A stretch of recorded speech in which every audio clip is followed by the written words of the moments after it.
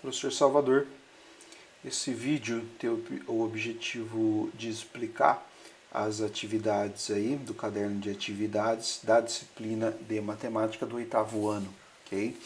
As orientações são: leia atentamente cada atividade antes de respondê-la, responda as questões de forma clara e completa.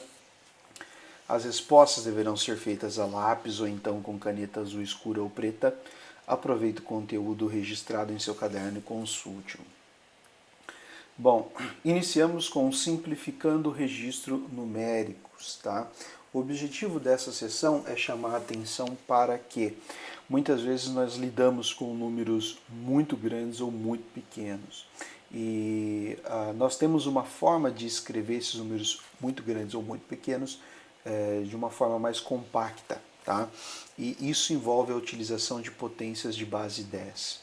Então, potências de base 10 são um tipo de notação científica muito utilizada em cálculos que envolvem números que representam grandezas muito grandes ou grandezas muito pequenas. Então, alguns exemplos aqui, ó. Como eu faço para escrever o número 0,0005 na forma da notação científica? Então, nós temos que escrever esse número com uma multiplicação, tá? Observa que esse ponto representa uma multiplicação. Esse número que fica aqui, tradicionalmente à esquerda, ele deve ser um número entre 1 e 10, tá? Sempre maior ou igual que 1 ou menor do que 10. E aqui vai aparecer 10 elevado a uma potência, tá? Pode ser tanto um número positivo ou um número negativo. Observa que existe uma coincidência entre o número de casas, né, decimais e o número que está aqui no expoente. Observa que vamos contar a partir da vírgula até o final do número quantas casas nós temos. Ó. 1, 2, 3, 4. Isso não é à toa, tá? Então nós temos aqui, ó, 4 casas após a vírgula, por isso que aqui ficou menos 4 no expoente. Bom, então quando o expoente for negativo, acrescentam-se zeros e caminho com a vírgula para a esquerda. Aqui ele está querendo dizer que se você quiser fazer o caminho contrário, então é só você, ó, a partir do 5, andar 1, 2, 3, 4, vírgula e completa aqui com o zero. Quando nós temos um número muito grande, nesse caso aqui, né, ó, vamos separar para ficar mais fácil a leitura desse número. Nós temos aqui, ó, 40 milhões. Como escrevê-lo na forma de notação científica? Então nós temos que, primeiro, aqui sempre, como eu disse, um número maior ou igual que 1, menor do que 10. Então eu tive que escolher de ser o 4, tá? Então vamos dizer aqui, ó, que o 4 foi o eleito para ficar aqui. Agora eu tenho que contar quantas casas, né, a partir aqui do 4, eu preciso andar para chegar aqui no final do número. Então você vai contando aqui, 1, 2, 3, 4, 5, 6, 7. Não é à toa que o número que está aqui, né, no expoente da potência de base 10 é o 7, tá? Quando o expoente for positivo, acrescentam-se zeros e caminho com a vírgula, tá, para a direita.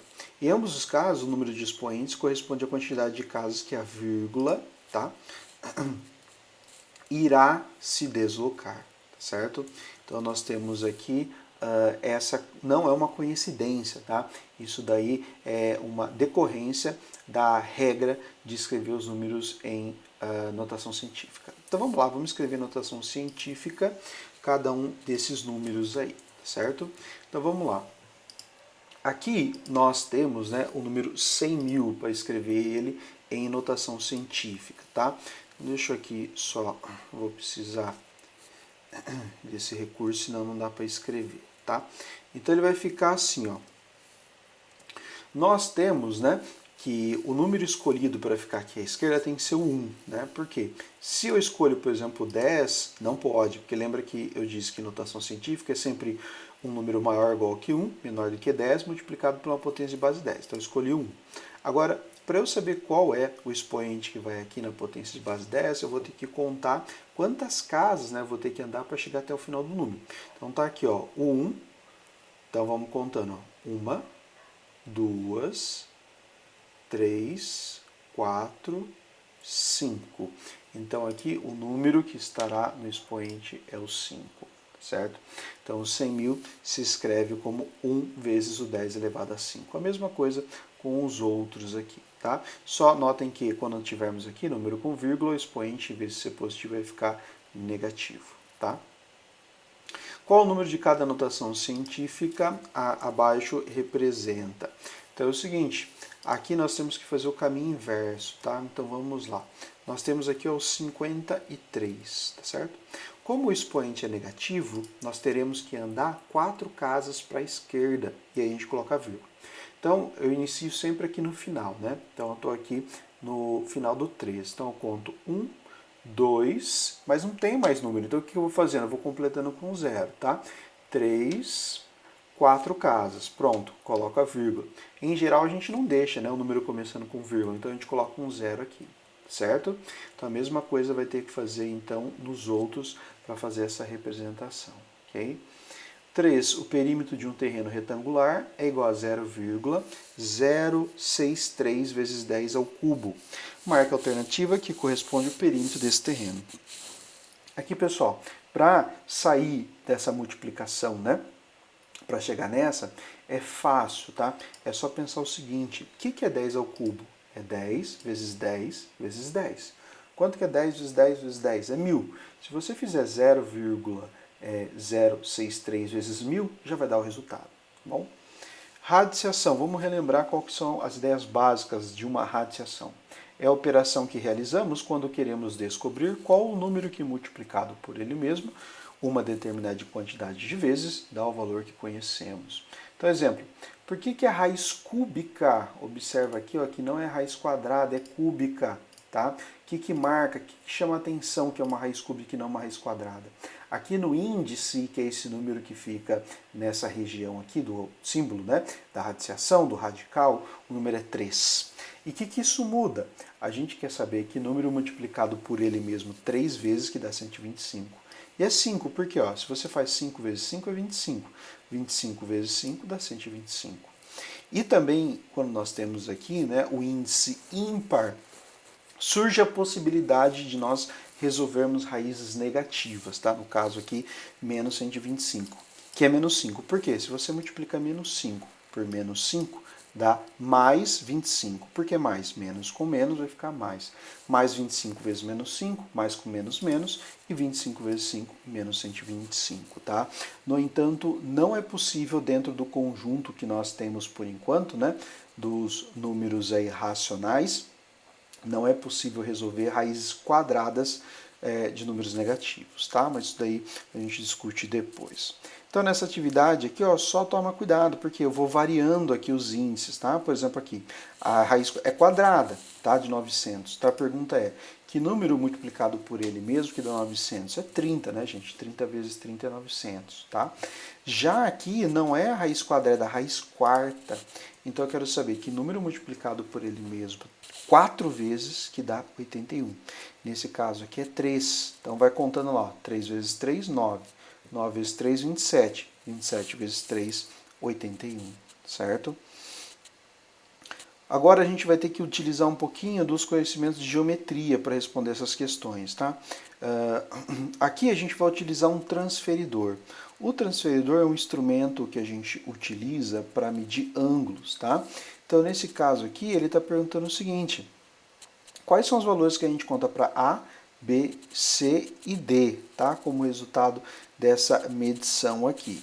Beleza, então ó, a gente vai fazer a medição da esquerda para a direita, tá? Então, ó, por exemplo, o A. Aqui, o A, nós temos, né, no caso, o início, né? Se a gente for pensar aqui, utilizando essa escala externa, tá? Que é o 0 grau, certo? Tá. E no B? O B nós temos aqui, ó, entre 50 e 60, certo? Bom, entre 50 e 60, quantos graus, né? Nós temos aqui, né? Qual que é exatamente metade, né? Bem tranquilo. E o C, então, observa, ó, partimos aqui do 0. O C, ele está exatamente em cima de quem, ó? 120.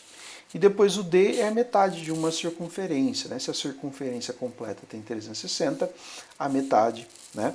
É bem tranquilo. Marque com V de verdadeiro ou F de falso para cada sentença. Quando duas retas se cruzam, dizemos que elas são paralelas. Bom, aqui são alguns conceitos importantes, né, de posição relativa de retas, tá? Bom, se duas retas elas se cruzam, tem como elas serem paralelas? Não, né? Porque pensa em retas paralelas como se fossem, né, dois lados, né, opostos aí de uma calçada, né? Nós não temos aí, por exemplo, um cruzamento das duas. Sempre elas vão ficar de lados opostos sem se cruzar, certo? Então, nesse caso aqui, nós teremos uma afirmação falsa. Você simplesmente coloca a letra F, tá? Depois 7. Observe a planta de um apartamento representada abaixo e responda. Então, o apartamento, ó, ele tem aqui essa medida, né, na horizontal aqui de 10 metros, aqui por 8 metros. Qual é a área total do apartamento? Então, observe que o apartamento aqui, ele tem a forma de um retângulo. E como que a gente acha a área de um retângulo? A gente multiplica a base vezes a altura, ou seja, 10 vezes 8. Então, fazendo 10 vezes 8, você vai achar a resposta da 1. Perímetro. Perímetro é a soma de todos os lados de um polígono. Então aqui é 10, aqui é 8, aqui também é 10 e aqui é 8. Tá? Então você vai ter que fazer a soma do 10 mais 8 mais 10 mais 8 de novo. Considerando que os quartos e a sala desse apartamento são formados por quadrados de 4 metros de cada lado. Então, ó, aqui ó, o quarto e a sala são quadrados de 4 metros de cada lado. Qual a área ocupada pelos dois quartos e a sala juntos? Então, aqui nós teremos no quarto, por exemplo, né, nós temos um quadrado, tá? Um quadrado de lado 2. Como faz para achar a área de um quadrado? Lado vezes lado. Então, 2 vezes 2, 4. Então, ó, tanto o quarto, o outro quarto e a sala, todos eles têm a área igual a 4 metros quadrados. Então, aí fica tranquilo, né, de você responder a 3. A cozinha desse apartamento mede 4 metros de comprimento por 3 de largura. Qual é a área do perímetro? Qual a área e o perímetro dela? Então, a área vai ser bem tranquilo, porque é um retângulo, né, lembrando que é base vezes altura, 4 vezes 3. E o perímetro é só você fazer a soma, né, de todos os lados, tá? Vamos falar um pouco de estatística, o cálculo de média, moda e mediana. Primeiro, o que é cada um desses caras, tá? A média aritmética, a gente obtém ela ao somar os valores de um conjunto de dados e em seguida dividir o valor encontrado pelo número de dados desse conjunto. O que é moda?